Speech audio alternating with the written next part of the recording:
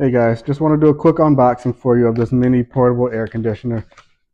I got this because I just wanted something that was easy to move around the house for various situations. So sometimes my kids might need it, like in their bedroom at night, to help stay cool.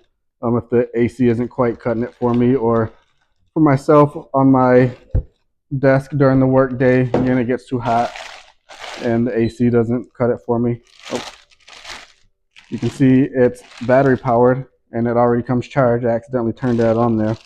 So take the plastic out. You have your manual. You can just give you a quick look around.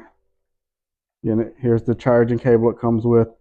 So again, this is one of those ones that you kind of fill up with the ice and water. I believe I want to fully read the instructions, then I'll do like actual setup and demo for you. But again, for this unboxing, just wanted to show you what it looks like, what it feels like out of the box. It looks nice. I'm excited to actually start using it.